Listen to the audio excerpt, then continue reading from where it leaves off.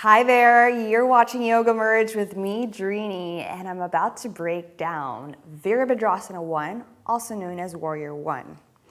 It is a very strong standing pose, and you'll really want to get deep into your Ujjayi breath, and your teacher might ask you to hold it for a little bit, maybe 5 breaths or a little bit more.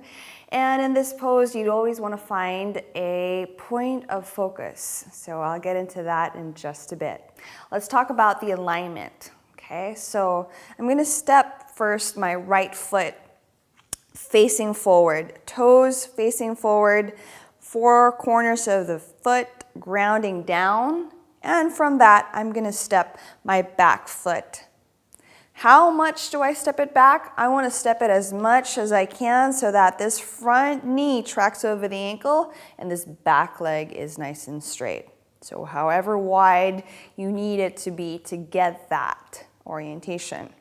Now, if you have been practicing for a little while, the ideal alignment for Warrior 1 is that this front heel aligns with the back heel. So if I were to draw a line, that would be front heel, back heel in one line. But I find that for beginners, this can throw people off balance. They're not balanced that much yet. So if that's you, you could start there and then just check in with yourself. Are you feeling nice and balanced here? If not, then you could step this back foot out a tad bit, maybe a couple of inches. Front foot facing forward, let's get into the back foot. The back foot is out on a 45-degree angle. So go ahead and check.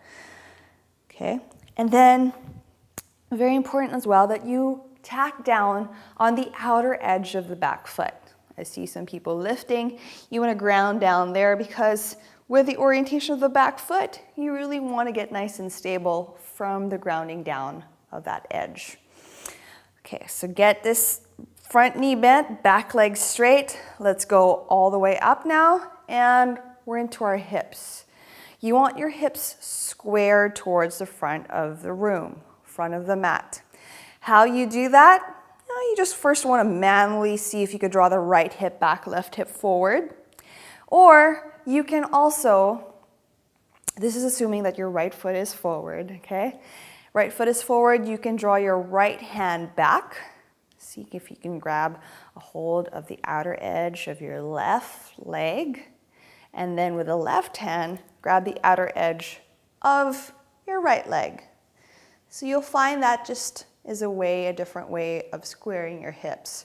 Once you find your hips are nice and squared, instead of arching the back so much or maybe drawing the pelvis forward, see if you can draw the belly in and then feel the tailbone rooting down towards the mat. Okay? Once you have that, feel a lift from the hips.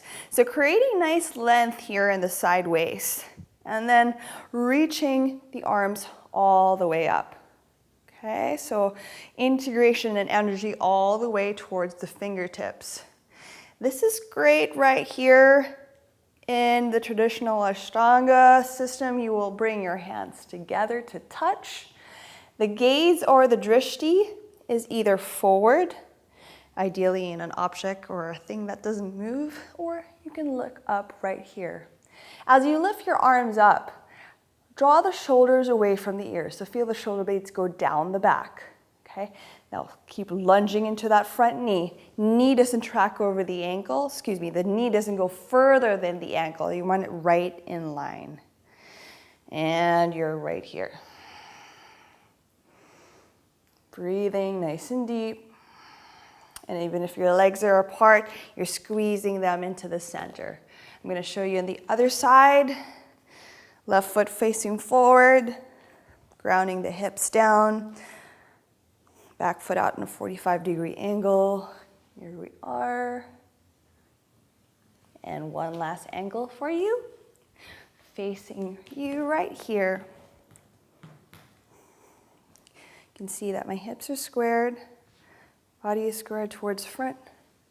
And And I'm right here. There you go. Warrior one.